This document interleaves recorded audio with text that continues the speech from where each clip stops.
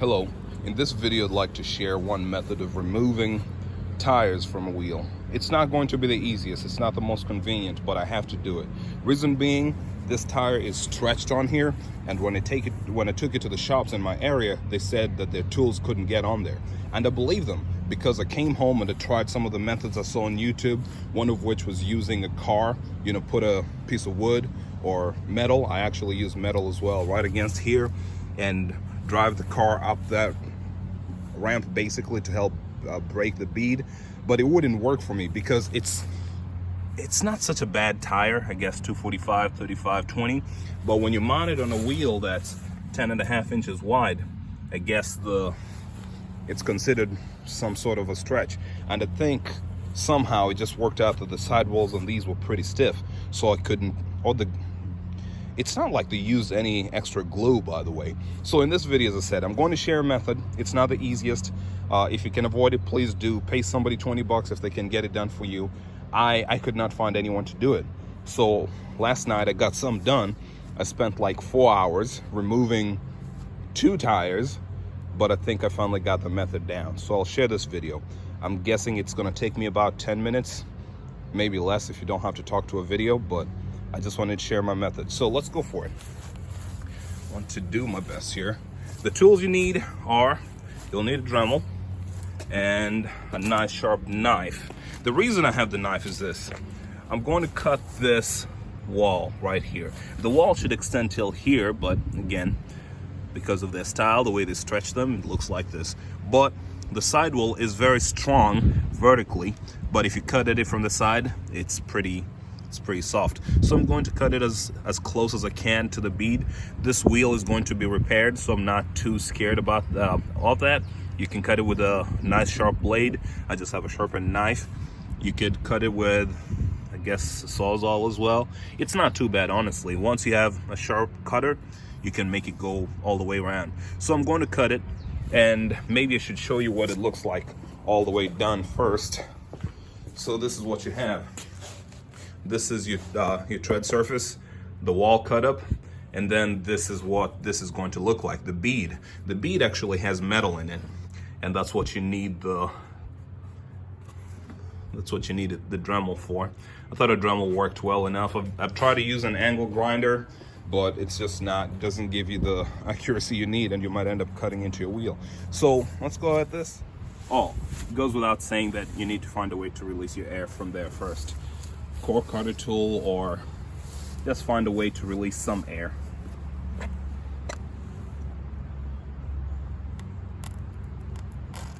There you go.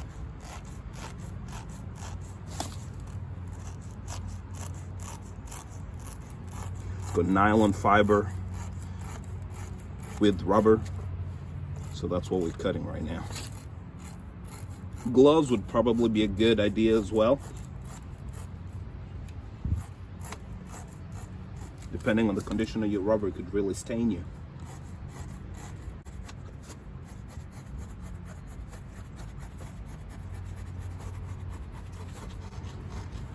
Oh, it's really soft right here.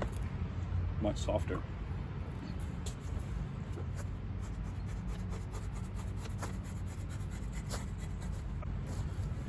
In case someone's thinking about it, this is not my doing about these wheels like this.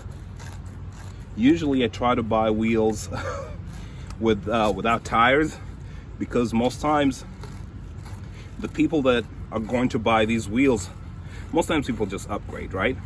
So the people that are going to buy these wheels from you usually don't need the tires you have. Number two, sometimes the tires are so old. This design with the GTR wheel came from 2009 through what, 10, 11 maybe? I think 12 is when they changed the design. So sometimes I usually get people with newish, here, this one's all done, with newish wheels, but the tires, although they have good tread, they're so old, so I can't use those. And then when you buy wheels from people like who've done this, now that's another angle. No one wants these tires, I know that.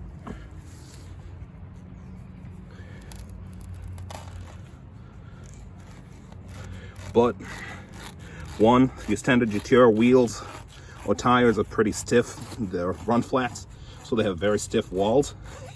So I don't think this method works for that case. And then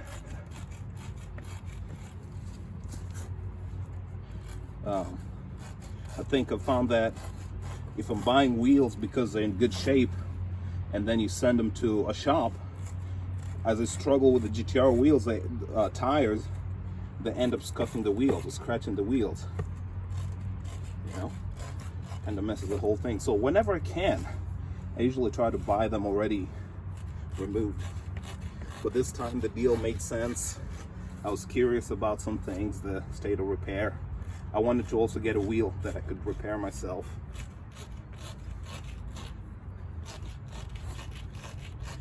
Sidewalls are kind of stiff on this one.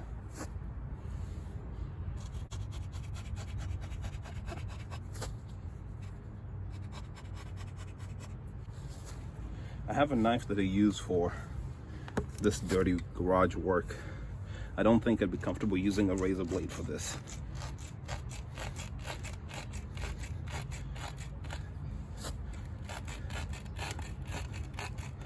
Ooh, broke a nail.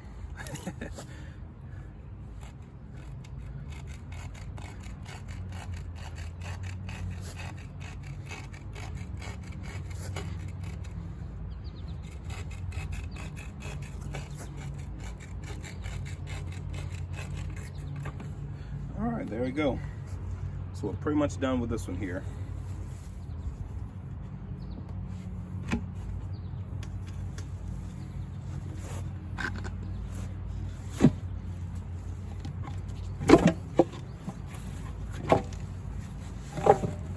There you go. So here, on a normal day, if you don't stretch your tires, this is what it would look like. And then you've got steel cords in here as well, so cutting across a tire now wouldn't work. It's interesting how they're made. Very interesting. And then this is the bead. This is what people usually refer to as breaking the bead. So here, this is where I bring my tool. Oh, it broke. I don't know what happened. I dropped it and it broke. So this is not gonna work. I need to get something else. Okay, unfortunately I was not able to find my Dremel tools, so I'm bringing the angle grinder. It's not the best tool for this because it's a big circle. With the other one you could get a little closer. So I'll do my best to try to get this in here and cut at an angle. And the rule is when the sparks stop flying, you stop cutting, because this is what the bead looks like. This is a surface. This is a surface that has contact with your wheel, like this. So your goal is to cut through, I counted 16 steel bands in here, or the 16 steel wires in here. So you want to cut through as many as you can, and then bring in the other tool that I had not mentioned, a pry bar. I'm going to use a pry bar to break it loose. Cutting helps rather than just trying to pry, because, well, I think when you cut them, you just weaken them in a different way. So let's give this a try. Let's see. If it doesn't work, I'll go to the store and buy blades.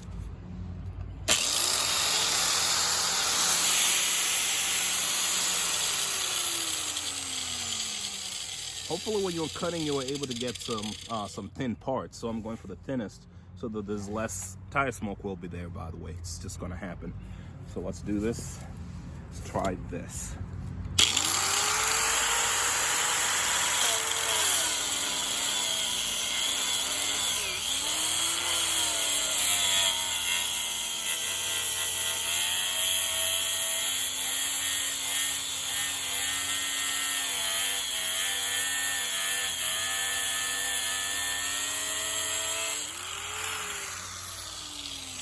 Yep.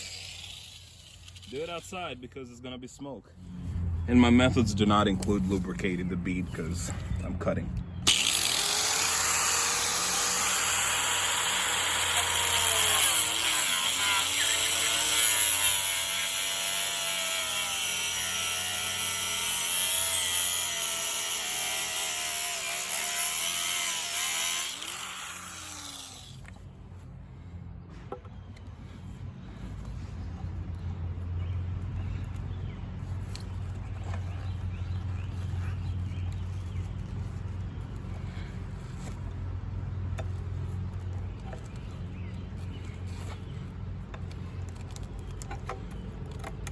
Okay, like that.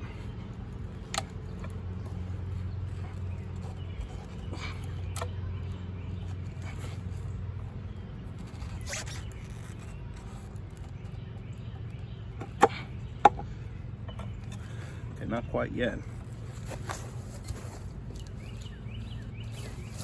Again, as I said, it just goes much easier with a Dremel.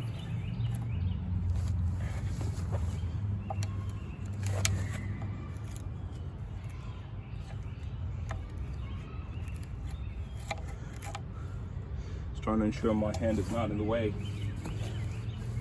And try again.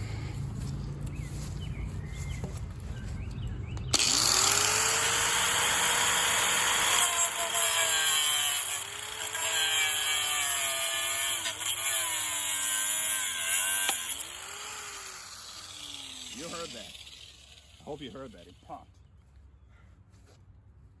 I'm trying to do this like the incomplete way. There you go. There. That's more like it. Then just do that. Then just walk it out.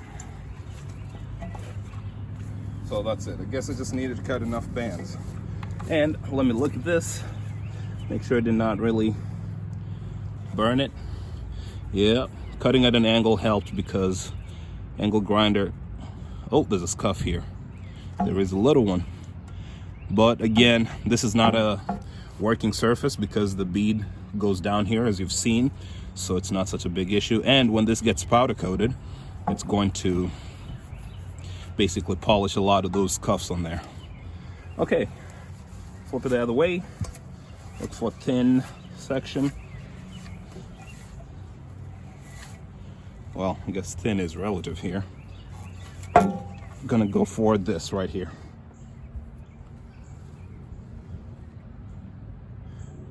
Huh. I'm looking at this wheel. All right, let's do it.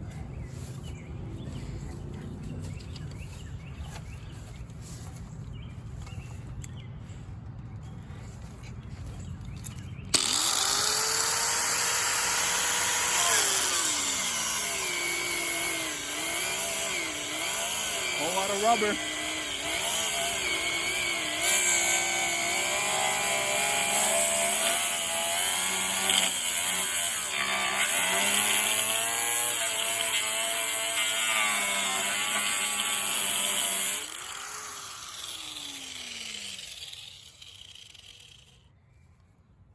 I don't think it's ready, but we'll try.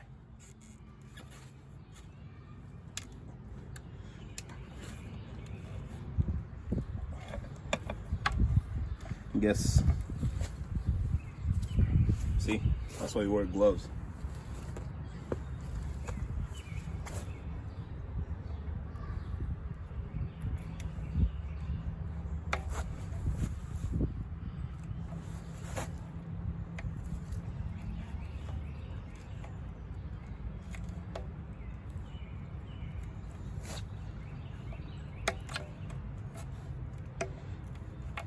Okay, now I can see it a little more directly.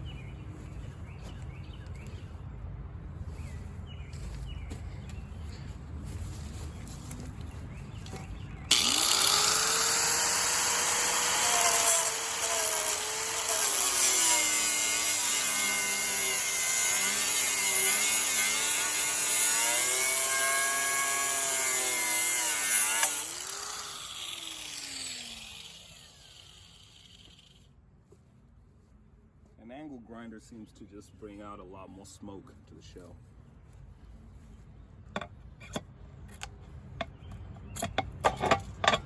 That's it. As I said, this is not a quick way at all. This is the long and comfortable way. After all shops have turned you down, this is what you do. And like I said, it's just that that bead is so strong. As I said, there's no special adhesive over here. Nothing that lets you think they super glued it or gorilla glued it on there. This one does look interesting on this side, but it's just that you've got 16 steel wires to fight against. They usually tell you what the tires are made of, by the way. Let me see if this one says it. It's just one of those things that you never pay attention to usually. There you go. Can you see that? It says plies, sidewall, 2 polyester, tread, 2 polyester, plus 2 steel, plus 1 nylon over here. So it's a lot of innocent sounding plastics or rubber, but when you put them all together, vulcanize them, it's makes for a very strong structure all in all. So I hope this video helps you in one way or another. I did my best to not edit it, make it relevant. I know, and I think it's one of those videos you post, then you know people are gonna come up telling you better ways to do it. I don't mind learning new ways. As I said, I tried everything I'd seen on YouTube until I realized I just have to cut it. So if you got better ways to share, go for it.